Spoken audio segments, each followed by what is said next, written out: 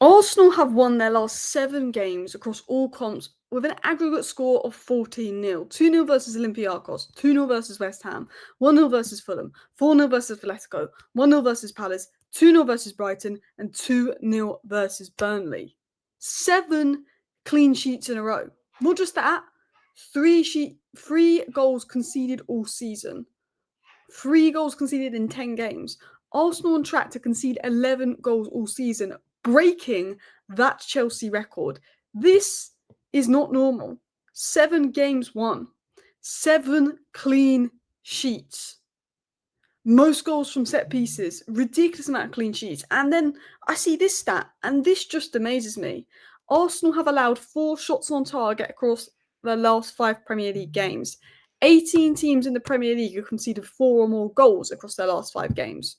So 18 out of the 19 other Premier League teams have conceded 4 goals or more across their last 5 games. Arsenal have only conceded 4 shots on target. Arsenal went 3 games in a row without conceding a shot on target. That is ridiculous. It's getting to the point now that Arsenal's defence is so good, it's disgusting as a rival. It's absolutely disgusting how good their defence is. Because Liverpool, defence is a mess. Liverpool have got to score 3 goals to win a game right now. Arsenal just have to score 1. They have to just get a set piece, score one of their set pieces, and they've won the game. And it's like they've cracked the code. They are on track to beat Mourinho's record, 11 goals. They're on track to concede 11 goals all season in the league in 38 games. That will go up as one of the best records in Premier League history. That is the equivalent of 100 points, but the defensive equivalent. And when Arsenal aren't conceding goals and can go 7 games in a row without conceding a goal, 9 home games in the group stage in the Champions League under Arteta and not a single goal conceded, when they could do stuff like that, how do we beat them? Like, as a rival, how do we beat Arsenal? How do we get around them? Because, once if Gabriel and Saliba get injured, well, they've got Mosquera and Hincapié to come in. It's like, you can't even just say, well, Gabriel and Saliba gets injured, or Mosquera and Hincapié can come in. If Timber gets injured, Ben White can come in. If Calafiore gets injured, Lewis Skelly can come in. Like, that is the other thing. It's like, we've seen today, they've missed 6 attacking players today. Martinelli didn't play, Madueke is out, Havertz is out, and they still won today 2-0 without so many players. No Odegaard as well. You know, their front three was Trossard, Gyökeres, Saka. They had no Martinelli, I believe, today. No Madueke, no Jesus, no Havertz, no Odegaard. You know, it's just ridiculous. It's like they've got injuries and they're just winning games. And it is absolutely ridiculous. I was looking at this. In the month of October, Arsenal did not concede a single goal in the month of October and kept 6 clean sheets out of 6.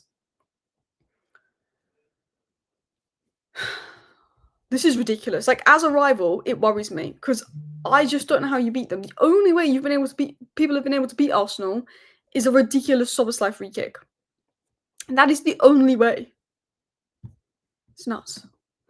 Anyway, I want to talk about Declan Rice. I want to talk about Declan Rice's performance because Declan Rice was absolutely incredible. But yeah, we got to talk about Arsenal. This is their year. I think they're going to win the league. Liverpool, when Liverpool lost 2 games, I thought Liverpool bounced back. No. Arsenal are clear. Arsenal are going to win the league, aren't they? Just cruise. That second half from Arsenal was so like... Bleh. They were in cruise. Arsenal were 2-0 at half-time. Honestly, you guys could have been 3-4 at half-time. Saka could have scored a hat-trick today.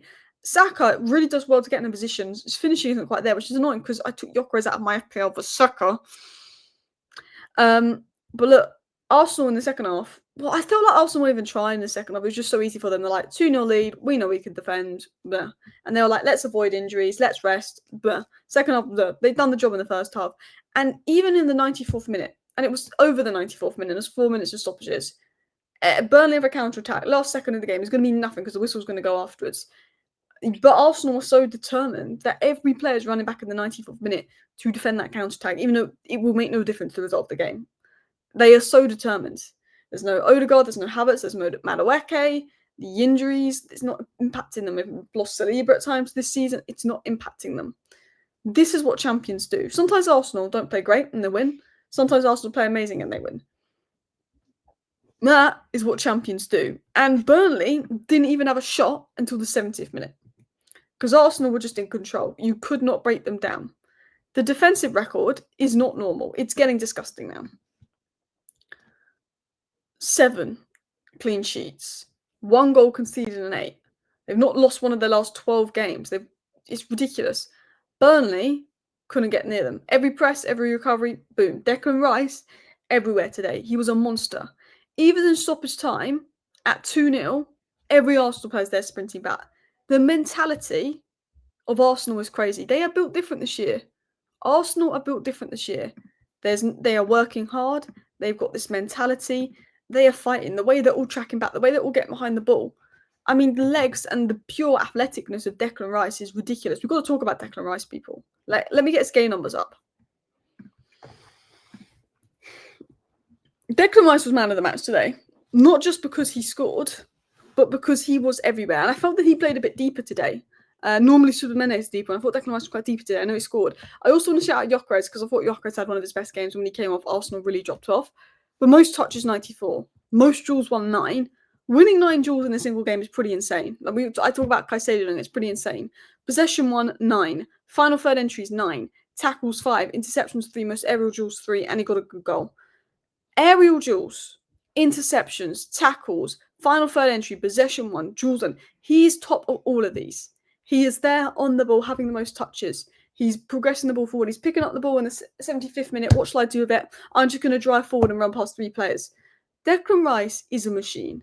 Declan Rice, you know he's good, because if a player costs 100 million plus and nobody's bringing up his price tag, then you know you've got a world-class player. Declan Rice is a world-class player, and he will go down as one of Arsenal's best buys in history. He will go down as one of Arsenal's best buys in history. And I'm jealous of that, because as a Manchester United fan, I went on and on about Man United needing Declan Rice. I went on and on about it for years. The summer you got Declan Rice, I said Man United should be over Declan Rice. Man United need either Declan Rice or Caicedo. And the summer before you got Declan Rice, I said Man United should go for Declan Rice. I've been going on and on and on about Declan Rice. And it's so frustrating as a Manchester United fan, because I've been going on and on about how we should sign him. And he goes to Arsenal and he's mint. And he was fantastic today. 9 duels won, 9 recoveries, 5 tackles, 3 interceptions. He is a destroyer. And the thing about Declan Rice is he can play further up and he can get goals, he can get assists.